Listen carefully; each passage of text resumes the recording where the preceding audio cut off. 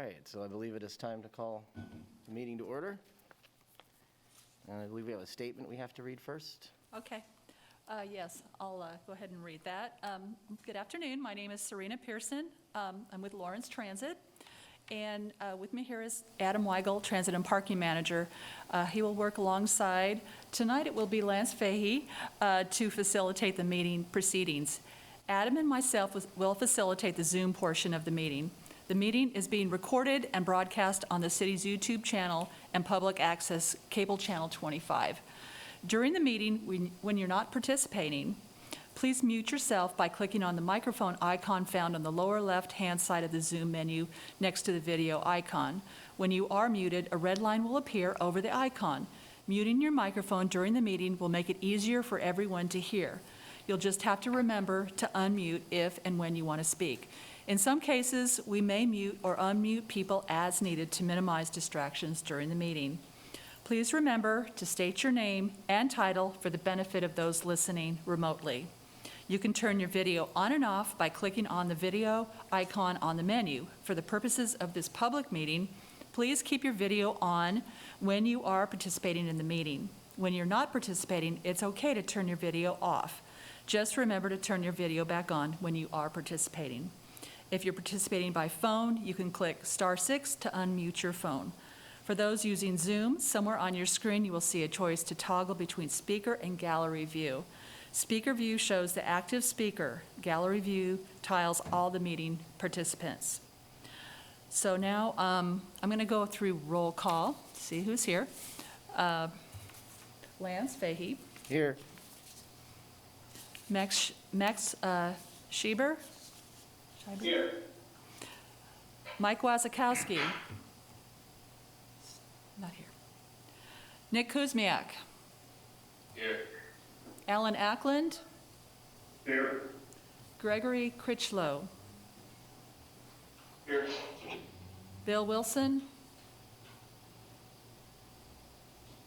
August Rudisell. See him coming in right now. He's coming in right now. Freddie Gibb. Here. And August Rudisell is here? Yes, he is. I see his. Yes. Awesome. Thank you. All right. That is 7 here, 2 absent. Lance? Okay. Lance Fahey, Vice Chair, PTAC. Our next, there was a written public comment this week. Does anybody have any questions or things recommended for staff based on that public comment? Nick Kuzmiak, PTAC member. It seems like this public comment was pertaining to agenda item 3, not general. So I mean, it's really more of a nitty-gritty process question, but would it normally have gone under there? Adam Weigel, Transit and Parking Manager. Yes, I think that would be appropriate to, if there are questions for staff related to the public comment we received, it does all pertain to agenda item 3, so happy to answer questions about it at that time. Good. Okay. Lance Fahey, Vice Chair, PTAC. If there are no other questions on public comment, we'll wait till agenda item 3. Then next would be the approval of the minutes from the last meeting. We'll do this by unanimous consent. I'm going to ask if anyone has any amendments or things to the minutes. Anybody?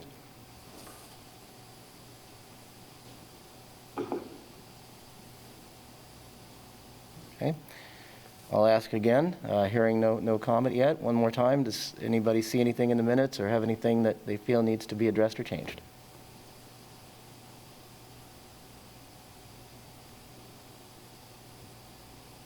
Okay, well then, by unanimous consent, the minutes for the last meeting are approved.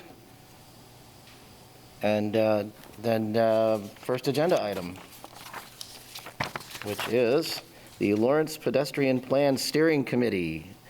Appointments, and there's going to be a presentation, I believe.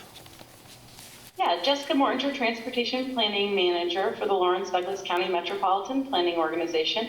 I don't have a presentation for you this evening. However, we are asking, and we have attached to the agenda, kind of the formation of a Lawrence Pedestrian Plan Steering Committee to update the Lawrence portion of the regional pedestrian plan that was originally adopted in 2016.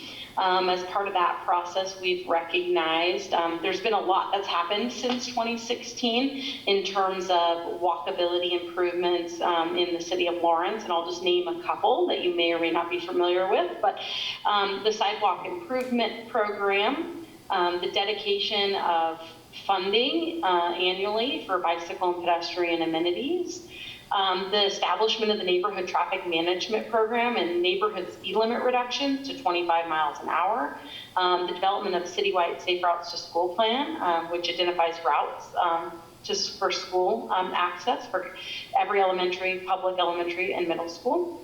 And that's just a highlight of some of the things at a high level that have happened since 2016. And so it's time to update that plan.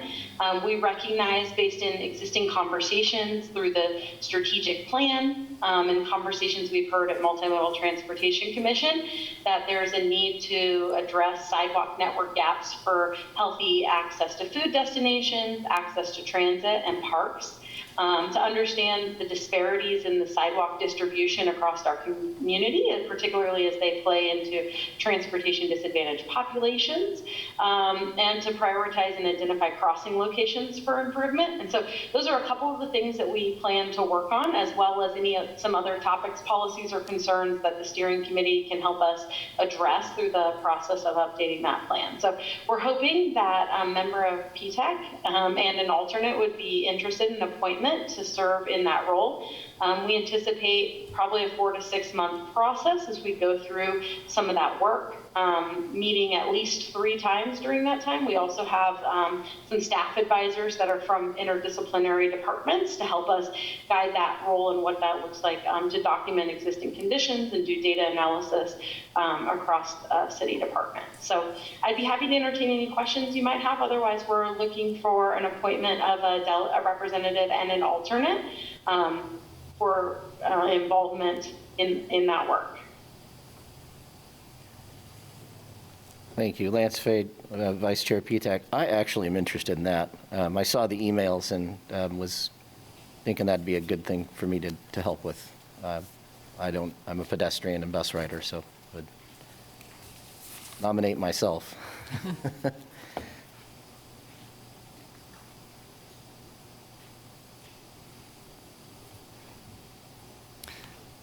Nick Kuzmiak, PTAC member.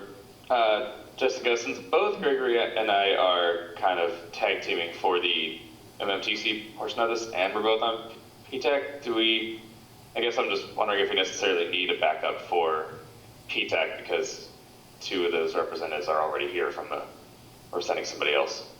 Yeah, Jessica Mortinger, Transportation Planning Manager. I don't necessarily think you do, and I actually was thinking about that as I was seeing both of your faces on this, because technically appointing one more possibly could get into the range of 4, where we would start to think about, concerns about COMA in terms of just with your PTAC membership, possibly, if someone else attended or everybody was there at the same time having those conversations. So I'm fine with that if you all are fine with that in terms of taking that action to appoint Lance and recognizing that both Nick and Greg are representing MMTC but also PTAC members in this pedestrian planning process.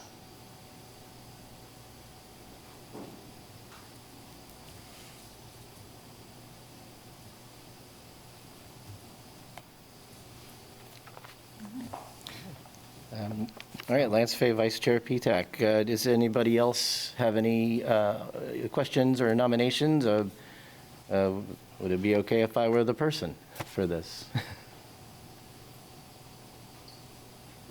Gregory Critchlow, PTAC. I would second the nomination and just agree with Nick in terms of just having one representative come from PTAC, since we already have representation from the MTC.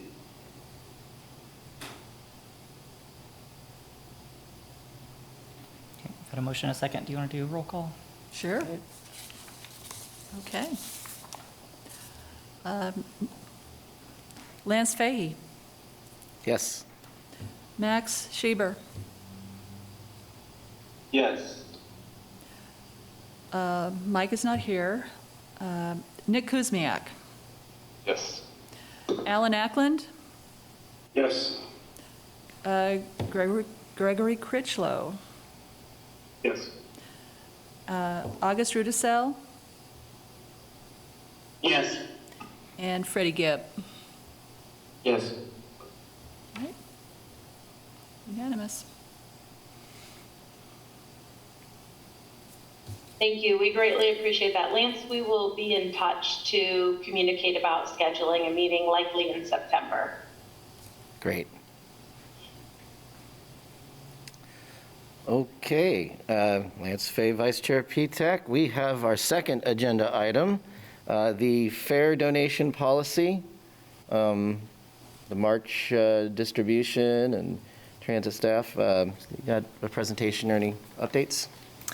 All right, this is Adam Weigel, Transit and Parking Manager, realizing that that March should have said August. So we're here to talk about the second distributions for the fair donation policy, which this group helped make adjustments to last year. So just a brief reminder, 2 times a year we solicit applications from folks who are requesting fair donations that they can use for people who frequent their organizations or different constituents. And we have collected everything that came to us before August 1 and have those distributions here for your review and approval. So let me share screen.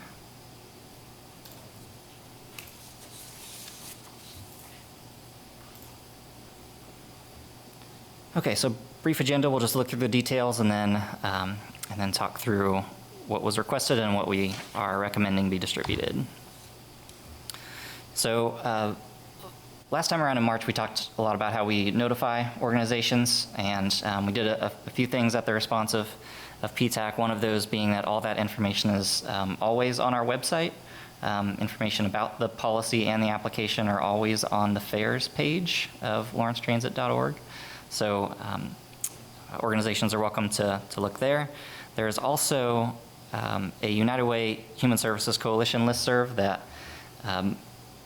that most, if not all, of the social service agencies here in town are a part of, and it's a great way to reach groups that do a lot of different things for the community around town. So we had shared news of the upcoming deadline about a month before with that group to get interest from people who wanted to submit applications. This time around, we received applications from 9 different organizations, and you see them listed there. Just a few quick hitters about those applications. 5 of them asked for the maximum amount that a single organization can ask for.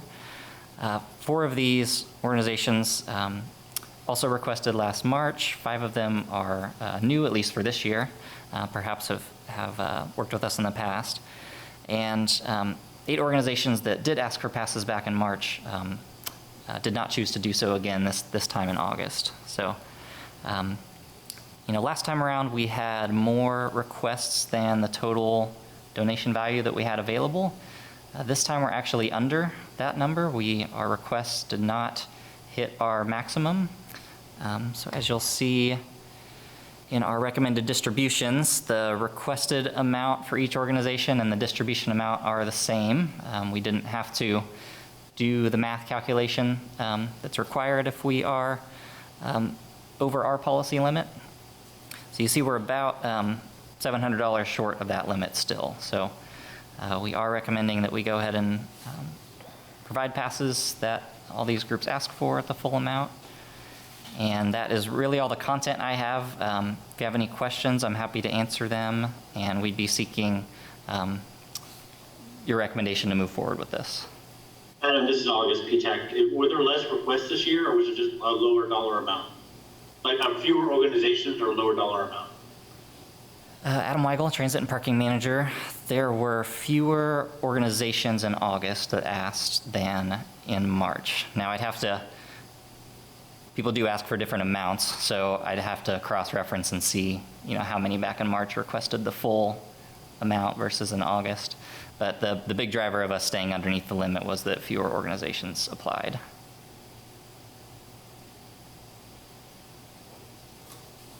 Nick Kuzmiak, PTAC. I had a couple of technical questions, probably that have been answered before, but honestly, I've kind of forgotten. The first one is, could you explain what or I guess why the maximum is set at 374? Because it seems like a kind of an odd thing. It looks like that is 1/10 of the total amount available, so I'm assuming that's where that's from. The second one is, how frequently are we doing this? For some reason, I thought it was quarterly or half yearly, but 5 months doesn't really conform with either of those guesses. And then the final thing was, sorry, I forget. But anyway, those first two questions still stand. Yeah, so Adam Weigel, Transit and Parking Manager. You're correct that the policy states that any one organization can't apply for more than 10% of the available amount. So that's where that 374 cap occurs.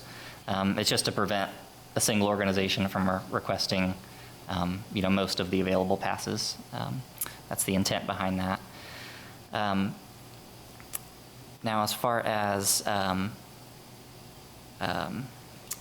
the time of the year that we are distributing these, we did choose twice a year, semi-annually.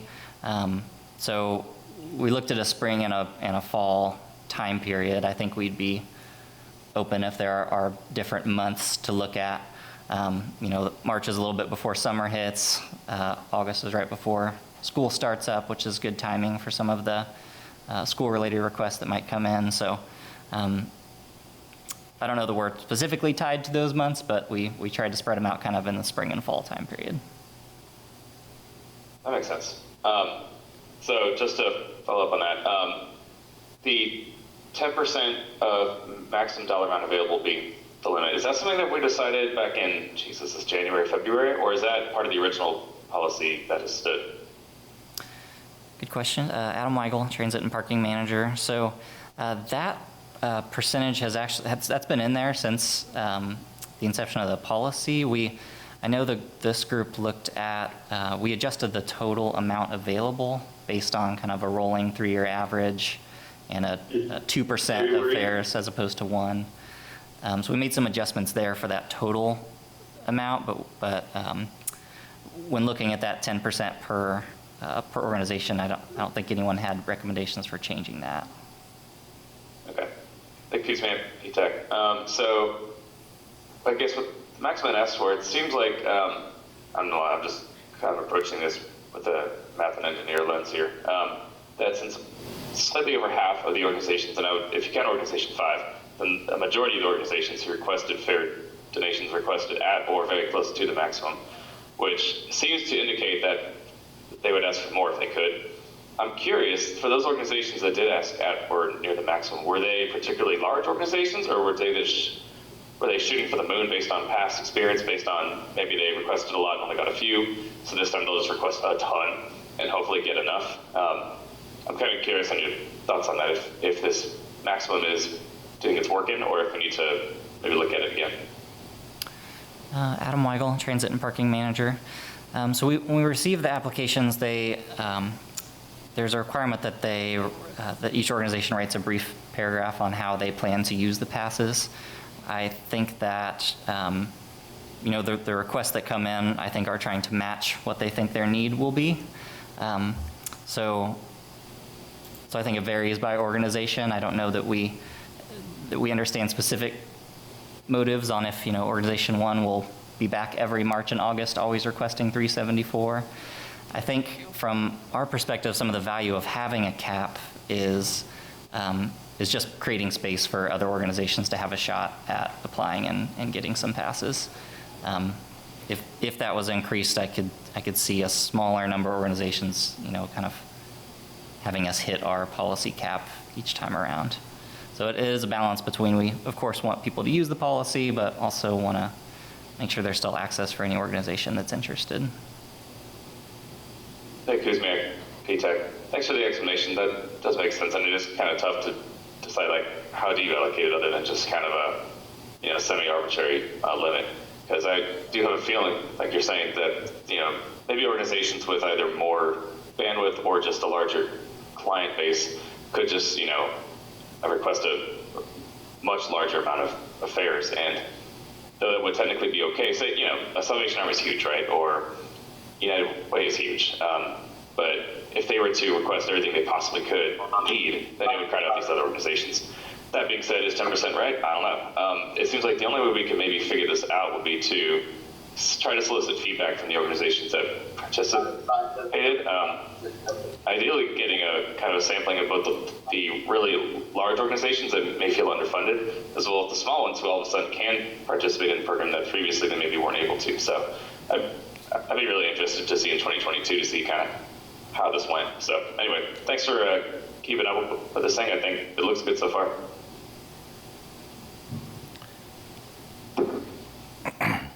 LFA Vice Chair PTAC, this is an action item, correct? We need to approve this or ask it be?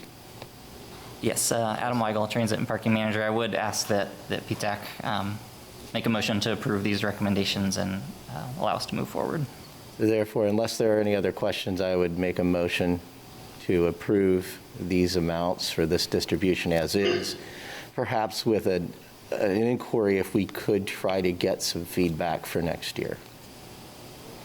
Absolutely. So I'll just Rudisell PTAC, I second. All right. So first and Liz, second, does it go okay. for a vote? Yeah. Lance, Fahey, Yes? Max, Schieber, Yes. Nick Kuzmiak, Yes. Alan Ackland, Yes.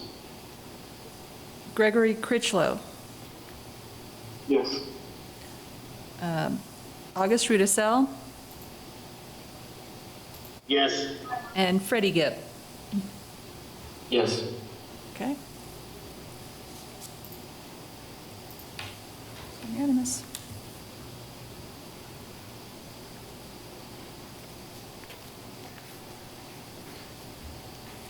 Okay, Lance Fay, Vice Chair PTAC, I believe if we're done with that, we're time for the big item here, the Multimodal Transit Facility Project Concept Recommendations. All right, Adam Weigel, Transit and Parking Manager. I'll bring up a presentation here to walk through.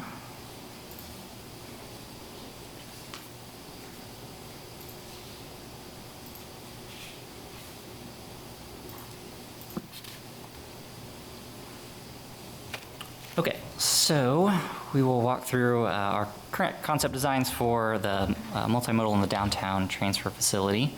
I'll just begin by reminding the group of the engagement process and kind of how we walked through this and tried to include the community as much as we could. You see at the beginning, we really were building off of studies that date back to 2014 and 2018 and what we had heard from the public at that time about priorities for the project and what the guiding principles would be for this moving forward. I'll highlight some of the things on the right-hand column here. I think we've heard some concern and thoughts over how specific downtown sites were looked at. It was our intent, we know that trying to get involvement before concepts are on the page is very important. We did our best to do that in late March, early April, reaching out through Downtown Lawrence Inc. and the Chamber, Lawrence Restaurant Association, Explore Lawrence, trying to share information to get downtown stakeholders on early phone call or early Zoom calls, try to understand what their major concerns would be. The immersion week that you see there when Wendel, our consultant, was here in town was purposefully done without us having any concepts drawn on the page. So we had a number of stakeholder meetings and public meetings before concepts were drawn up, try to better understand what people cared most about, what the trade-offs we might be looking at would be. And then you see a few of the additional tactics that we took to try to get as much engagement as possible. Those included, leading up to some June meetings, we had a number of our staff walk to every business we could find open between New Hampshire and Vermont Street, 6th Street and South Park, handing out postcards physically to people to try to get folks to come to those June meetings. During those couple of days where we were doing that, we were able to reach almost 200 businesses in person who got a postcard from us. Following those public meetings, we also had some in-person tabling at the library. We had a walking tour where we, a few of us staff walked around downtown with folks answering questions at the sites that were under consideration. To build on that, we also created a video to try to further explain where this project has come and the different trade-offs that are involved in it. And we hope that's helped come to some mutual understanding. At this point, I'll turn it over to Tony Kellen with Wendel on our consultant team to talk through some of the primary topics that we heard through some of the engagement process. Thanks, Adam. Tony Keller with Wendel Companies, project manager. I want to introduce the other two individuals who are on the call with us. Scott Neal, who's our principal transit architect, and assisting him is Taryn Prohl, who is also an architect working on the project. So essentially, when we had our visit in town for those 3.5 days, we listened to what folks had to say about two particular projects downtown in Bob Billings and Crestline. I know time is of essence here, and most of us have seen this presentation already. So again, big concern from folks that are using the facility that there be amenities at the Bob Billings Crestline site. We've heard feedback from bus operators and the contract operator to make sure that they had the things that they need there. The maintenance folks had things that they needed for minor repairs on the site, as opposed to dead-ending buses. We listened to neighborhood concerns about light, noise, those types of things. And we engaged with Greyhound, the shuttle services, and want to make sure that we provide all the multimodal options out there as well. Downtown, we've had engagement with that, and essentially looking for a permanent site, something that fits the character of downtown, some basic passenger amenities. But right now, for the last 8 years, there really has been nothing across from the library. And then making sure we're sensitive to future development downtown. I'll go to the next slide.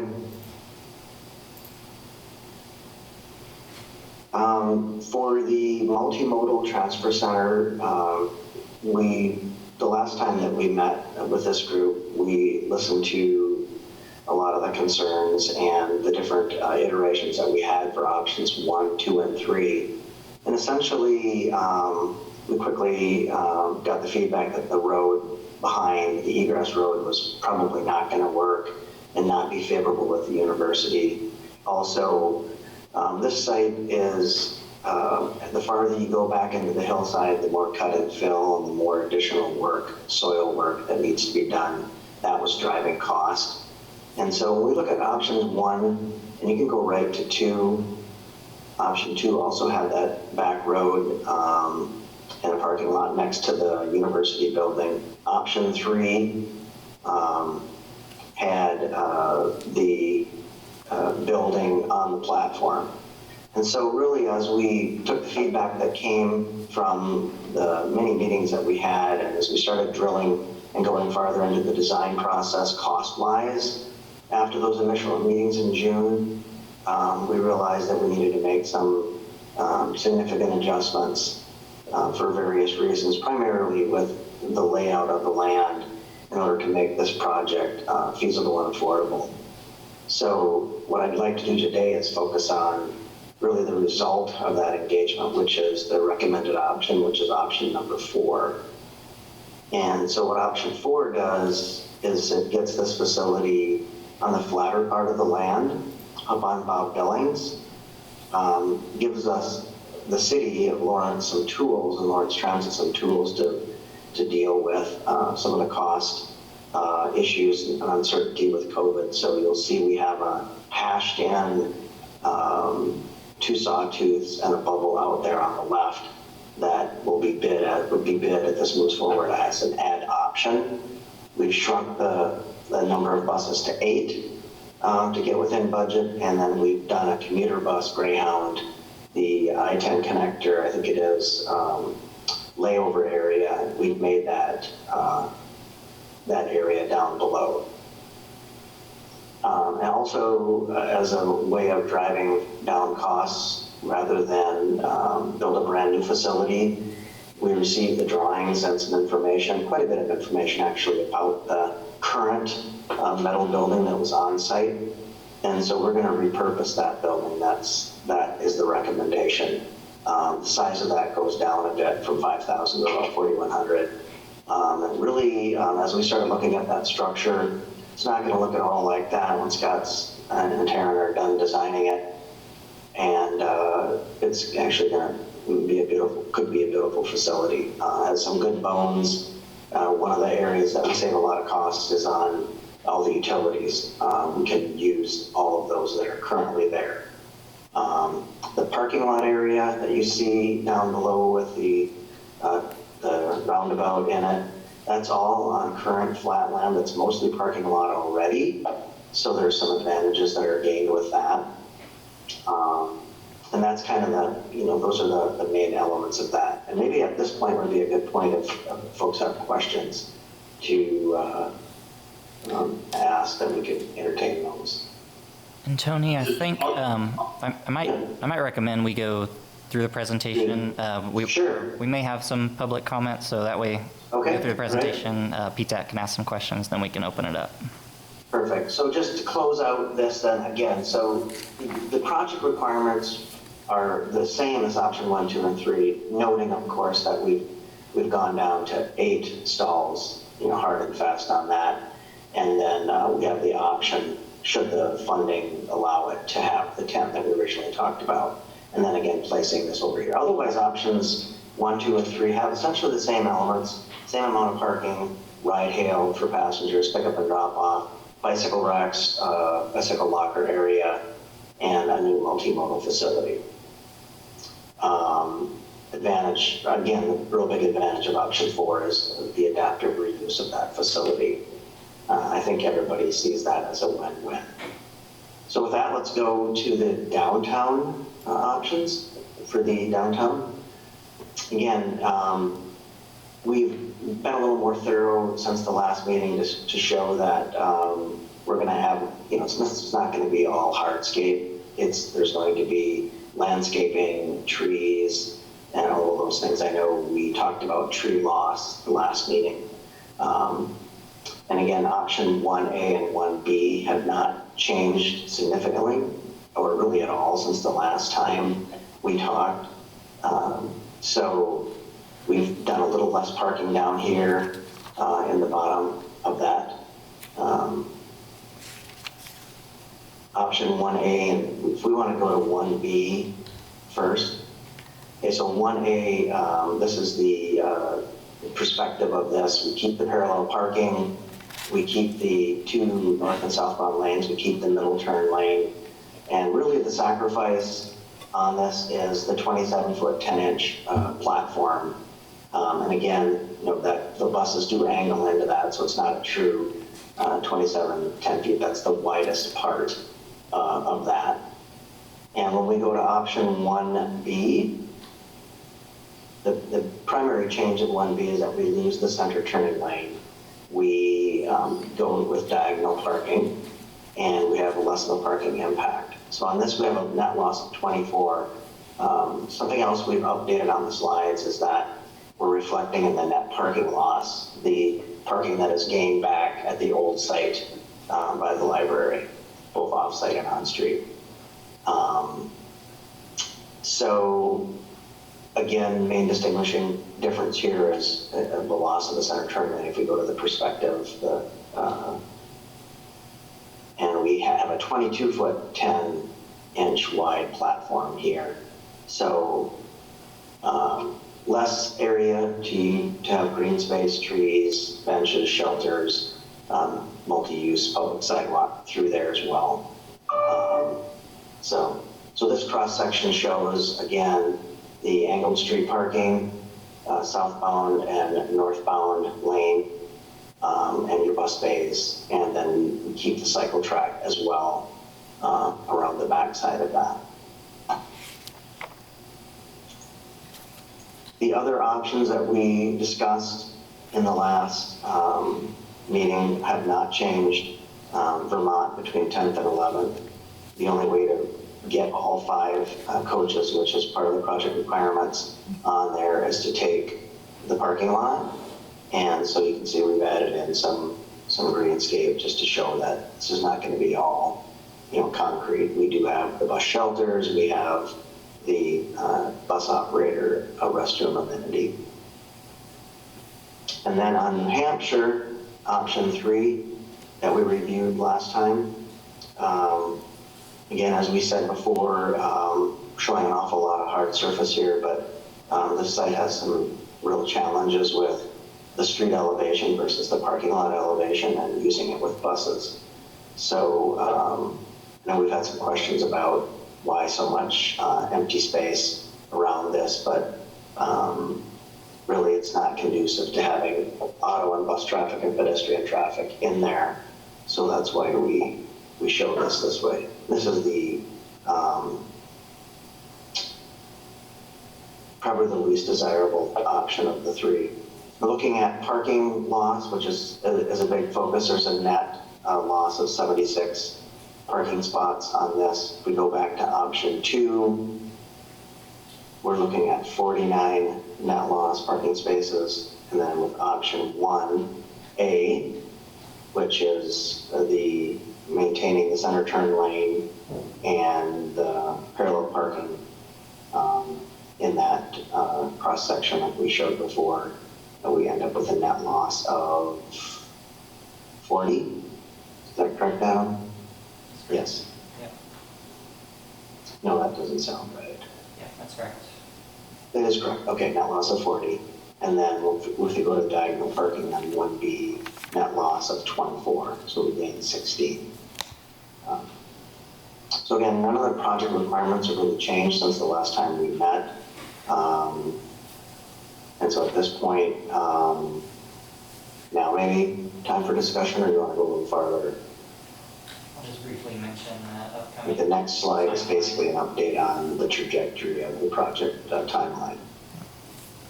I'll let Adam handle that. Adam Weigel, Transit and Parking Manager, just briefly to show that we're looking for direction from City Commission next week to understand our path forward. We are working on this project in coordination with Route Redesign, which a few of you are directly involved in as part of that steering committee. And those 2 projects will come together in August of 2022 when new facilities would open, and they would open along with new route structure. So that's what we're aiming for, to make this come together. But as Tony said, now would be a good time. As far as PTAC comments, if you have some technical questions for us, that would be good to do now, and then we can get to public comment and bring it back to PTAC after.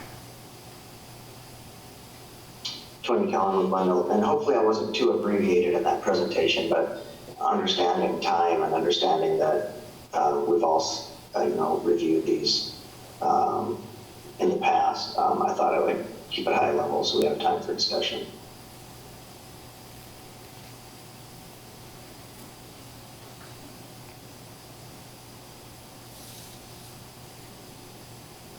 Al Ackman, PTAC member. Tony, when you made your estimates, did you take into effect some of the higher prices we're seeing here recently due to some of the shortages in materials? Yeah, our estimating group has data from many states. We do business in 38 states, so we're seeing some pretty wide fluctuations in pricing.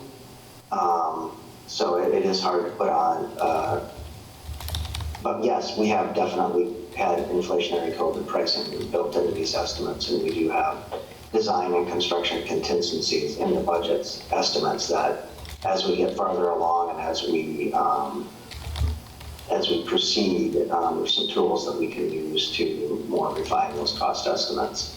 But we're still at a pretty high level right now at this particular stage. And things are changing literally month by month. So, but definitely have taken that into consideration.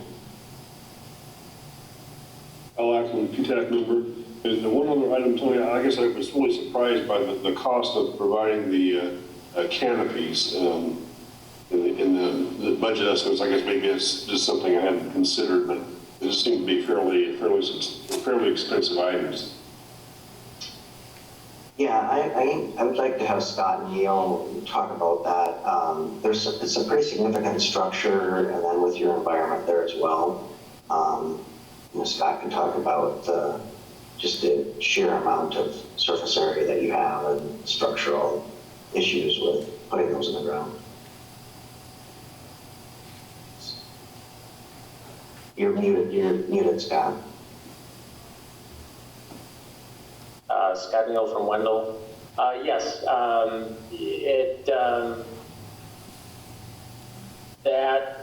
that is not an uncommon reaction. We're talking about significant square footage of canopy. We also, to clear buses, they're typically somewhere in the order of 12 to 14 feet in the air to the underside of structure. For the most part, if we're expecting Greyhound with coach, we're going to go 14.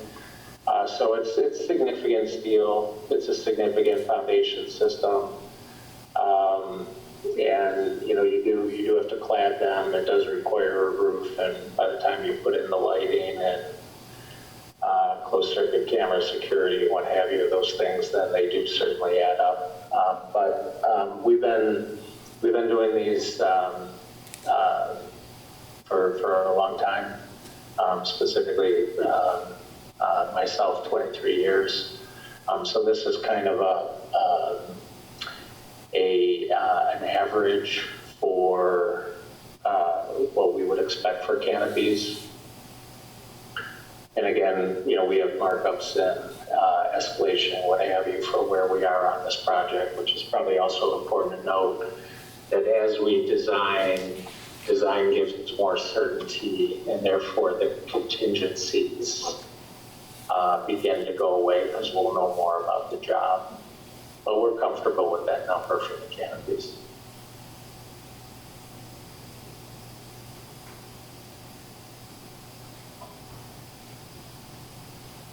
I'll act on the PTAC member. I guess one last question is, if you've been in the industry for quite a while, can you share any other similar project actually done recently? I know you say you was based off of the work that's similar in other areas, but I know there's a lot of variation due to the just geology and topography, and in fact, whether it's a union or non-union projects. I don't know if you factored that into the estimates. Yes, they are. The estimates are prevailing wage at this point. And I guess Sure. Geography-wise, we've I would say I guess I would put it more in like this part of the U.S. Obviously, the further we go north, that changes some of the design requirements as we get more snow. Further in the south, we don't have as much a worry. But for this general area, we do have to be mindful of severe weather. We do have to be concerned about, what are we doing in the event of tornadoes and what have you. So I don't know if that's really answering your question, but we have some work in Arkansas. We have projects in Illinois, I would say you're in good hands as far as the design criteria. Oklahoma City. Oh, in Oklahoma City, correct. Yep. All acting PTAC member, thank you. Okay. Lance Fay, Vice Chair of PTAC. At this time, if there is public comment, I'd like to hear that. Adam Weigel, Transit and Parking Manager. For folks on the call, if you want to either raise your hand to indicate you'd like to make public comment or put something in the chat, I'll watch out there as well. And I've seen Diane with her hand raised. So Diane, would you like to go ahead? Okay, yes, hi. This is Diane Girk. I own Eagles Rest at 815 Massachusetts. It's a furniture store. And so the 800 block of Vermont is our backyard. One question I have about both of those plans, 1A and 1B, is how have you accounted for us receiving shipments? We have the largest trucks come in and park in that middle turn lane, and that's where we tend to receive our couches and hand truck them to our back door. And then I know Zen Zero and Burger Stand, they frequently get semis of food deliveries in there and off the street. So have you made an allowance for us getting our freight deliveries into the businesses back there since we don't have an alley?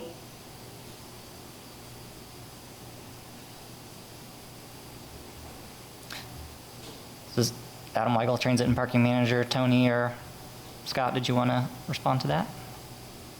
Yeah, I think that's one of the reasons, Tony Callan with Wendel, it's one of the reasons we favor 1A, which keeps the center turn lane intact. It is also our understanding that some of those deliveries do happen in that parking lot behind those back door for those businesses. So either or. At this stage of the design process, I can let Scott chime in if he would like, but in regard to how those deliveries would happen from that center turn lane and how that would interface with the sawtooth operations and pedestrian movement, Scott could maybe address that a little better. Sure. And we're in concept right now, so I would agree with what Tony said.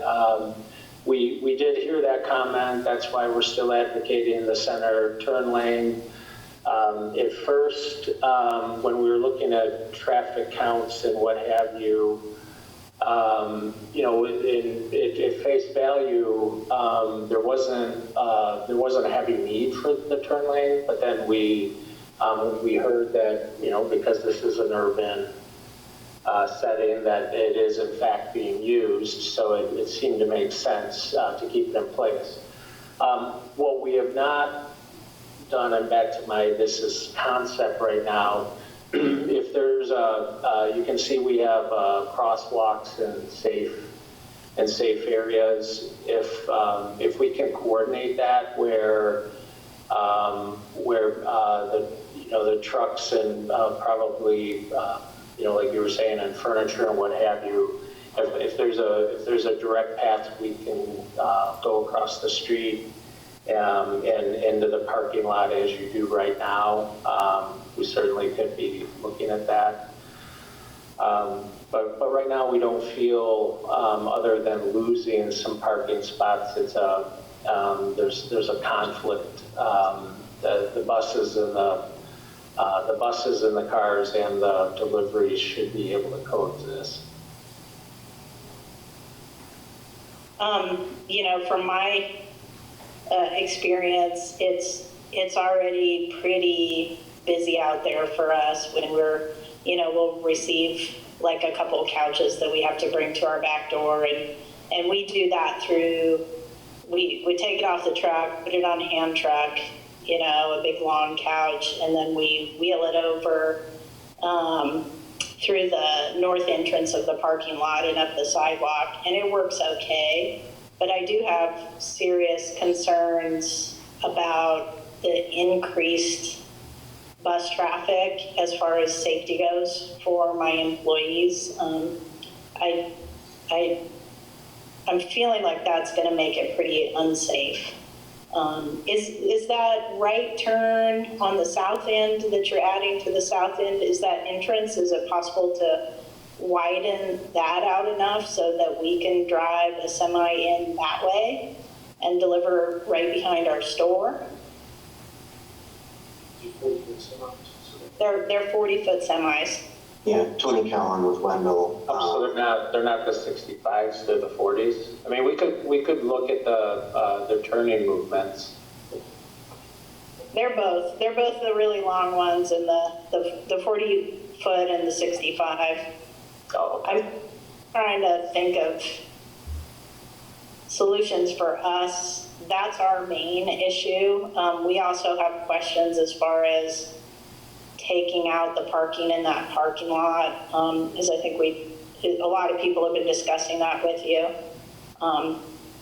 So I just want to make that note as far as freight deliveries and the logistics and the safety of that for my employees. And then the other thing would be, can you just repeat how your traffic study went, what the duration was and what the time period was when you assessed the use of that parking lot? I'm Tony Callan with Wendel. We were provided traffic information from the city. Now, I'm not sure if the city engineer, Adam, if you have information on that time frame, but we basically learned, if my memory serves me right, and I probably shouldn't even say these numbers, but I believe that the traffic on Massachusetts was about double what it is on New Hampshire, or excuse me, on Vermont. Mm-hmm. I'm just talking about use of the parking lot as far as taking away the spaces go at this point. It's a pretty popular parking lot. And I think most of the business, I've gone up and down the street and I've talked to every single business owner about this personally. And most folks are concerned about losing that customer parking.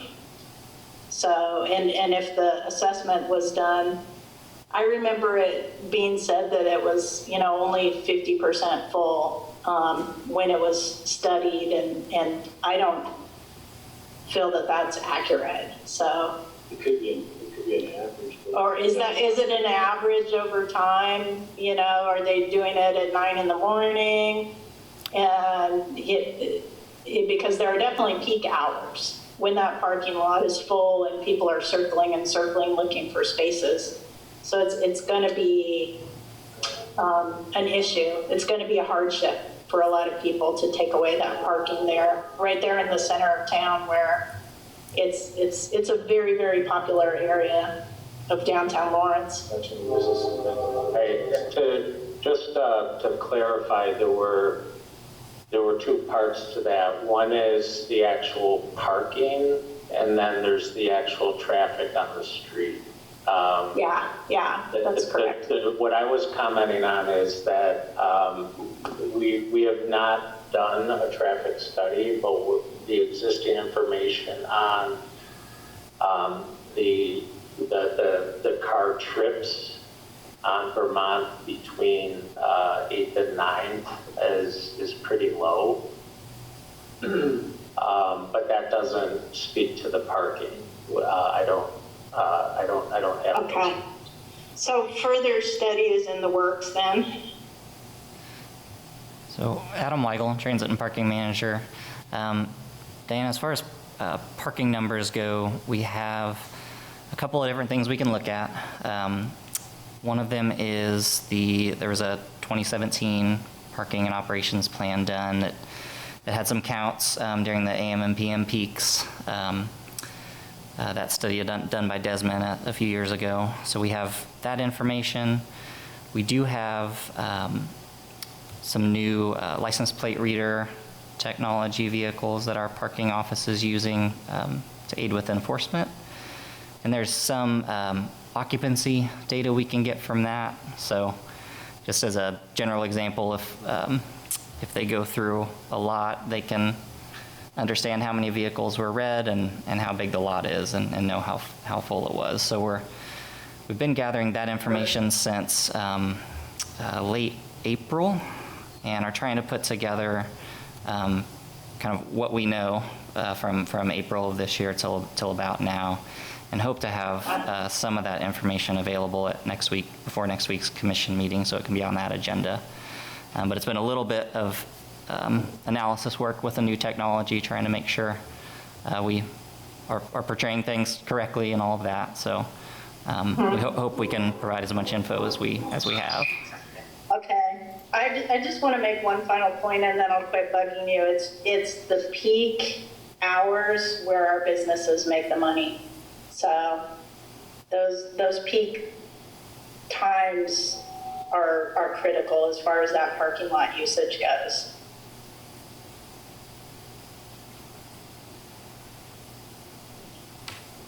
Okay.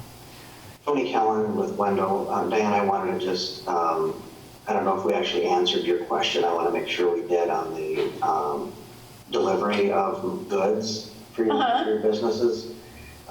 That right turn in, right turn out only thing that we're talking about on the south end of that lot, I'm sure that as we get further into design, safety and city engineering staff will be able to, along with us, tell you whether or not that would work. I would say my first plus reaction would be that for 40-foot vehicles, that may be doable. I'm not sure that full 65-foot length semis would be able to do that.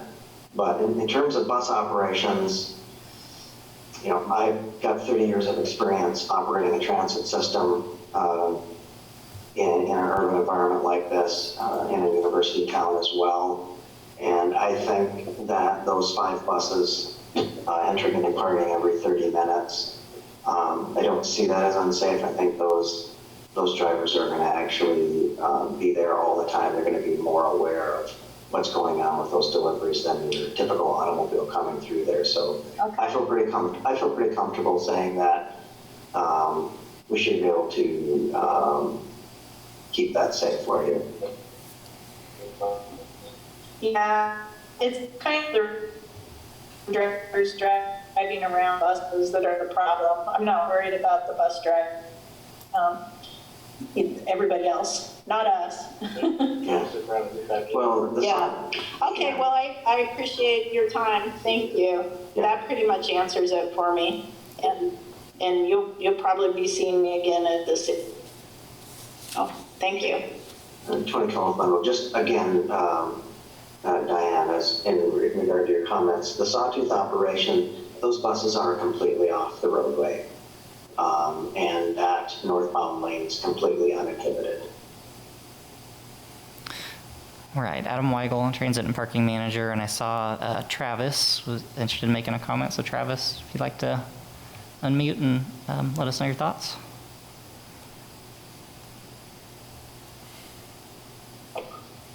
Hi, Travis Smith. I'm a driver of Lawrence Transit. I've been driving for about a year now. And I've heard a lot of people say parking is a really big concern, and it is.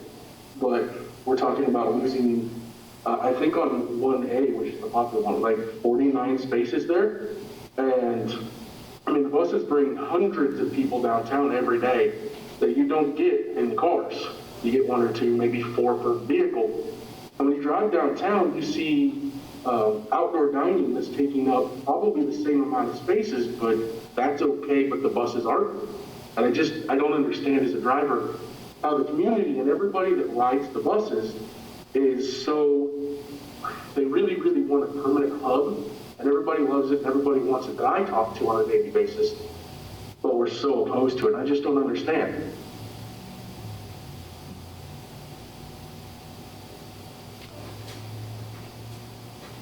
Thanks, Travis.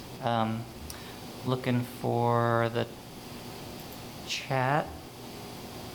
I don't see any other hand raises or chat messages. I guess give a call out if there's anybody else who would like to make a comment.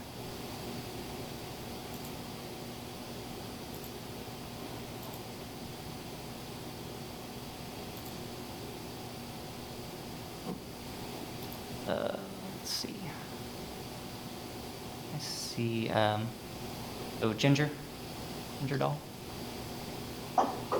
Hello, everybody. My name is Ginger Doll. I'm the general manager at First Transit. And normally I'm just the silent one listening to the comments. But I just wanted to add a couple things to what Travis had said, which it is, just for 2021, there was over 250,000 people on the city side alone that use the service. I'm a big numbers person. I'm a big on the total number of passengers. So like Travis said, a carload of 4 people versus a busload of 50 people in our backyard, it does make a difference. And it's people that work, it's people that shop, it's people that go down for the dining. The number of college students that use the service to get downtown to utilize just the service, they don't have any other means other than if they use an Uber late at night or a Safe Ride late at night. But they use our bus service and they're going down there to dine, they're going down there to shop, and they're going down there to live. So it's just to make that difference. And then the fact of where the buses are right now, there's no amenities for the drivers. We learned that on a very critical way last year when we had COVID, and there was nowhere for them to take a break. So just by moving it down and being able to add the amenities, that is a critical part of their everyday. And then it also keeps them closer to their bus and not trying to go into the library, across the street, jutting down the street just for that basic amenity. And those are the things that I wanted to add.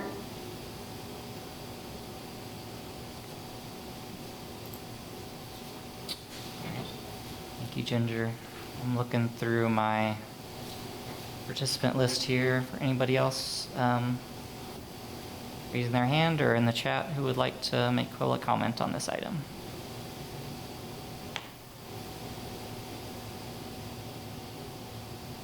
See a hand with Rich. Yes, Rich Yankel from Mark's Jewelers. Alexandra. I'm going to let Alexandra. Well, I'm just curious for Ginger's comment about, the busload of 50 people. I don't know. I mean, I've worked and lived downtown for the last 10 years, and I have never seen a busload full of 50 people other than maybe like a football game and it's a KU bus or, like some very particular circumstance, but never a city bus full of 50 people. Ever. Yeah. And also, why do you need 2 transit hubs when we've not had one for 10 years and now you need 2? And also, as far as bringing shoppers downtown, I've been here forever, and I've never had one person say, I need to go catch the bus.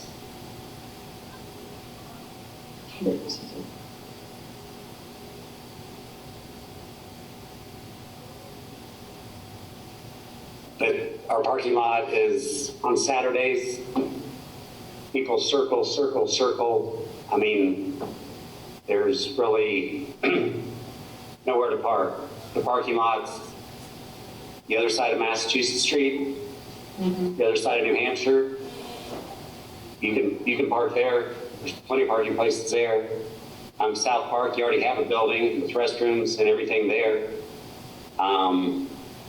We're the ones that are paying the sales tax, and we need our customers, and we don't feel like our customers are coming by bus. Yeah. That's all. That's all. So I guess the main question is, why do we need 2 hubs? Tony? Well, I think that's maybe more an appropriate question. I'm Tony Collin with Wendel. Thanks, Rich. As project designers, the city gave us the project parameters. We didn't create those for you. So I'd like to defer that to Adam Wendel. Sure. Adam Weigel, Transit and Parking Manager. So we were working through the early stages of this project, trying to get it kick-started again. It's being done at the same time as a route redesign study for us to look at routes and how they'll serve the community after we have a new transfer area out at Bob Billings and Crestline.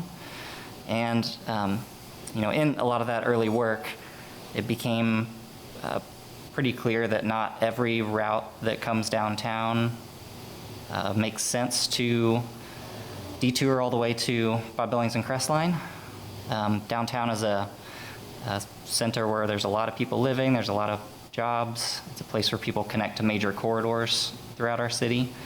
So there's a number of routes today that may, in fact, change, but those corridors will still need serving in some way. So thinking through that progression, we looked at routes 1, 3, 4, 6, and 7 are generally routes that are along corridors that serve downtown as a destination and also create crosstown connections to additional routes. And those type of routes are very likely to remain.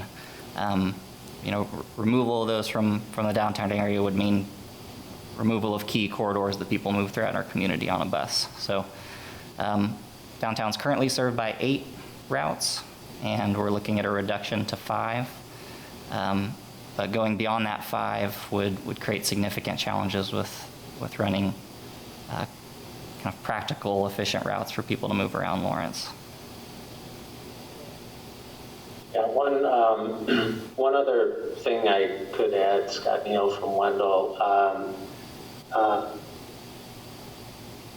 It's been pretty common in my 23 years of designing these facility types. Most of them are downtown. It's considered an asset. Now, and for a lot of the reasons that Adam has said, but it also has the opportunity to improve the area. Our hope is this is going to feel like a pocket park, but it's not a large transfer center. A lot of the ones I've worked on actually are taking a combination of utilizing the street and then also additional development. But this idea of it being downtown is extraordinarily common. And a lot of these are university towns. Corning, New York, Grand Rapids, Michigan, Kalamazoo, Michigan. They all see the benefit of having a site located downtown, including the transfers. So this is not an unusual ask. My point is this happens all over the country.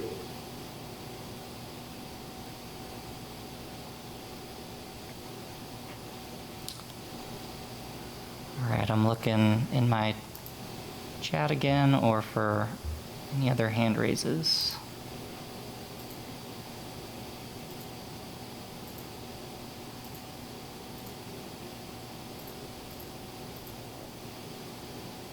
Okay. Not seeing any. Let me look one more time here. Not seeing any, so Lance, can probably bring it back to the group for discussion. Yeah, Lance Fay, Vice Chair, PTAC. So now, I guess we need to move to discussion of PTAC members, and then my understanding is then we need to determine the recommendation to City Commission next week. Am I correct? That is correct, yes. So I'll open that up.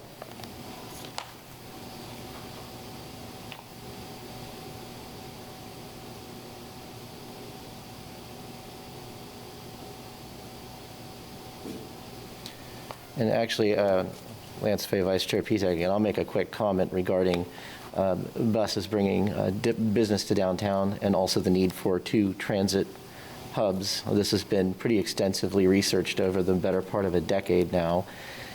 And I am a daily bus rider, and I do bring business to downtown as well as my family.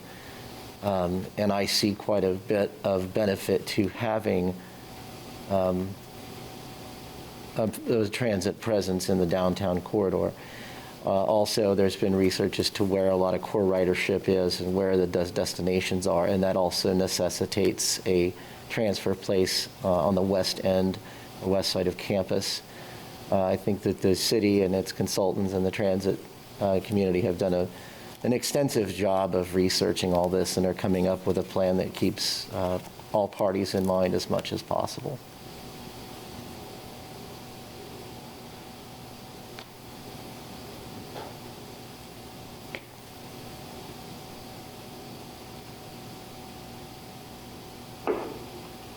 Nick Guzman, PTAC member. I have a couple comments on this whole thing. So I'm also a member of the Multimodal Transportation Commission, and we had a pretty decent discussion over a lot of the nitty-gritty points of the transit center location. So, I feel like we've covered that pretty well elsewhere. If you're curious on what we went over, feel free to ask myself or Gregory, but I wanted to kind of just touch on more of the, I guess, general ideas of the bus transfer center. So, first off, I do really want to thank Adam and the staff for maintaining really good communication, engagement, and solicitation of all this feedback throughout the project. Your patience and perseverance is very much appreciated as we move through it. I'm definitely admiring how well you've been able to be diplomatic throughout this whole thing. I wanted to address a couple of the concerns that have been brought up through public correspondence. The first one was being concerned with the peak usage of parking lots. So, Adam, as you noted, the 2017 parking study, it noted that lot number 3, which is the one that's going to be adjacent and I guess partly compromised by location 1A and 1B, per that 2017 study, it only gets 81% use at the Christmas shopping peak time. On December 14th in 2017, I guess probably 2016, that's how much it got. Since then, online shopping has increased.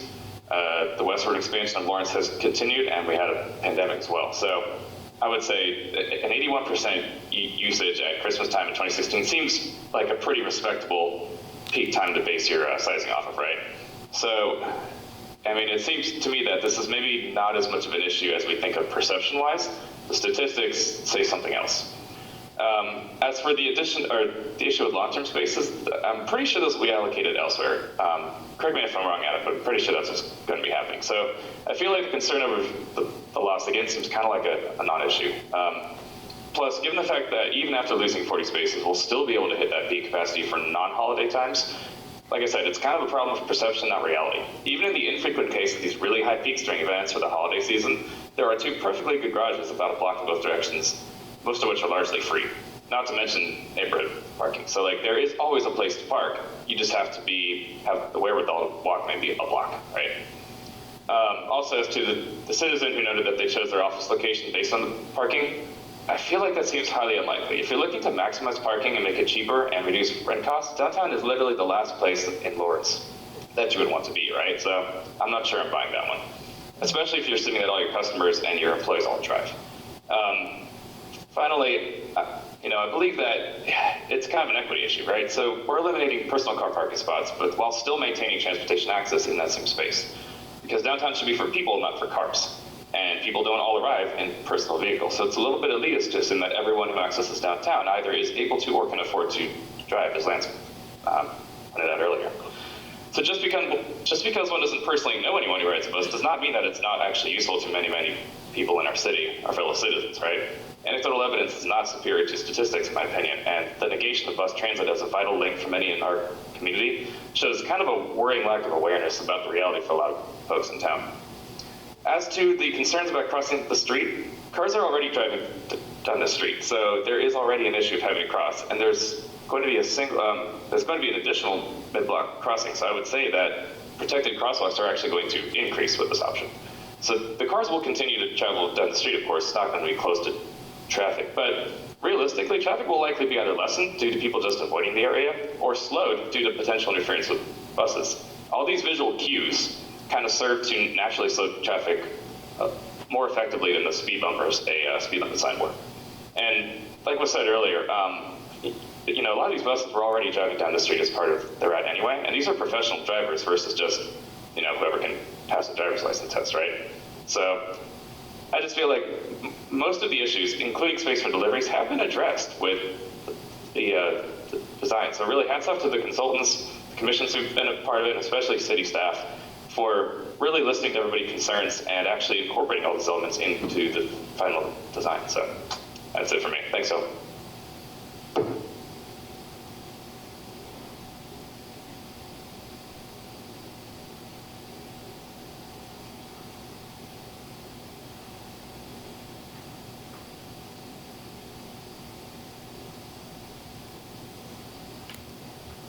Lance Fay, PTAC Vice Chair, are we supposed to now make recommendations of which of these options to be presented to City Commission? Adam Weigel, Transit and Parking Manager, that is true. So if there's any more discussion among PTAC members or any motions or preferred concepts at both locations. Okay. Lance Fay, Vice Chair PTAC, I wanted to recommend 1A for the downtown and the fourth option for the Crestline and Bob Billings. This is August Rudisell. Can we see the fourth option for the Bob Billings Parkway option? And is that will all inbound traffic come in off Crestline? So Adam Weigel, Transit and Parking Manager. All bus traffic accessing this site, yes, would come in off Crestline. That's the only entrance. There would be the option to exit Crestline or exit Bob Billings. But the only entrance to that for buses would be Crestline right here. Thank you.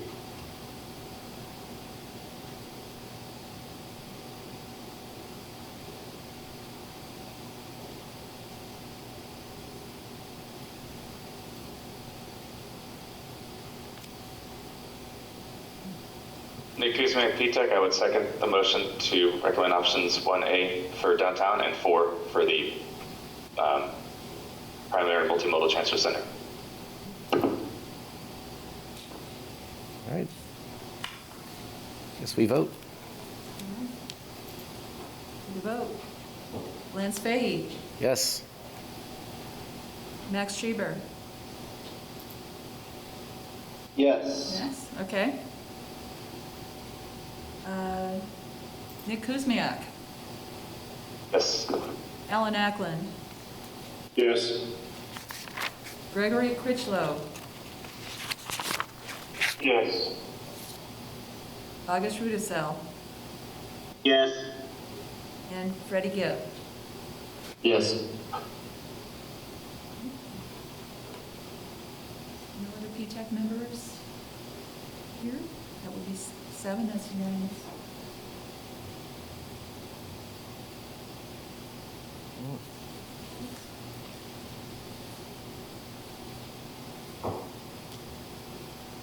Okay, next one, huh? All right, Lance Fay, Vice Chair PTAC, future agenda work session items to add.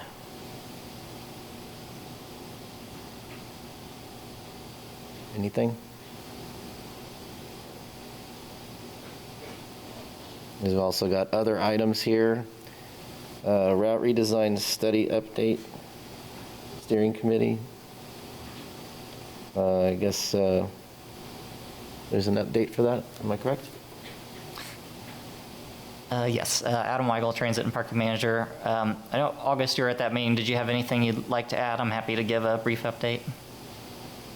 Probably what you're going to say. It was actually really productive. We went over the primary routes for the city side and offered suggestions, and they took our input, and it was really productive.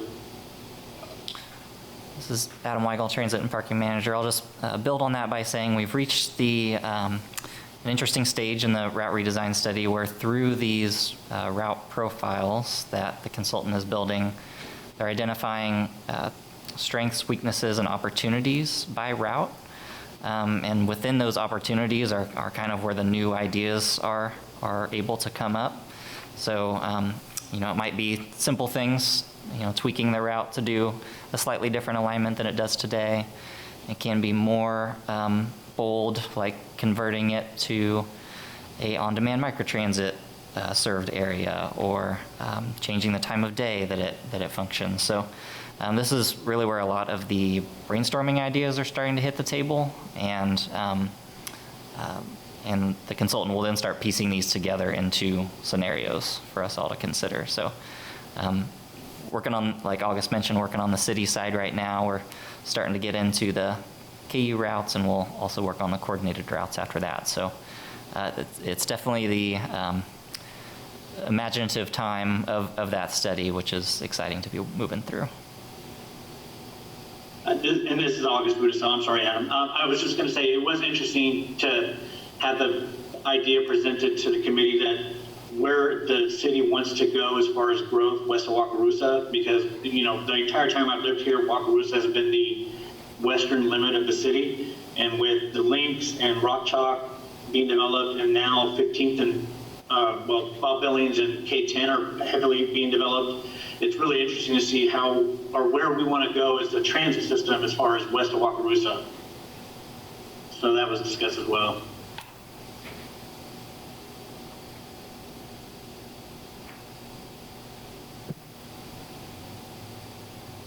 Okay. Anything else? All right, Lance Fay, Vice Chair, PTAC. Mobile fare payment update. Anything on that, Adam? Yes, so Adam Weigel, Transit and Parking Manager. So at the end of last week, we were able to finalize a mobile fare payment agreement with Token Transit, who will be the third-party provider of those services. So they can stand up their system relatively quickly. So we're working to get all the information they need in order for that to happen. And we'll, once that's all inputted, then we'll start doing some testing with operators to make sure that that system works for them and it's something that they can expect. I've spoken about this before, but the general way this works is we're partnering for the back-end platform, the thing that allows us to do mobile fare payments, but it's not one specific app. So people can use the Token Transit app once it's up and running if they'd like to, but it also will mean that people can start paying digital fare payments if they so choose through apps they already use for trip planning. So through Google, through Transit app, through Move It, Transloc, Double Map app. There's all these other methods where having a partnership for the platform allows people to kind of access it where they're already using other transit app services. So that's pretty exciting from our end. We're excited to stand it up. It will still be a visual validation system, so there's no additional hardware that we have to install on the buses. People will hold up their phone to the driver the same way that they would hold up a monthly pass or something similar. There's some different security features and moving passes and different colors, things like that, to prevent people from just having a screenshot that works forever. But we'll work through some of those issues and are excited to have another option for people to access the bus that maybe works for some people who find it hard to get to a grocery store or find to purchase a pass or find a physical dollar in their pocket. I would expect, just one more thing, I would expect it to likely be up and running within about a month is probably what we can expect general time frame. It'll depend a little bit on our training with bus operators, but I would think that's a reasonable target is towards the beginning of September.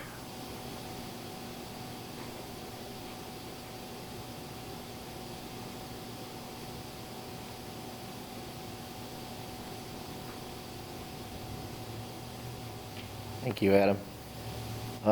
Lance Fay, Vice Chair PTAC. We've reached that wonderful end of the meeting. The next meeting is September 13th. All right. Thank you, everyone. Bye.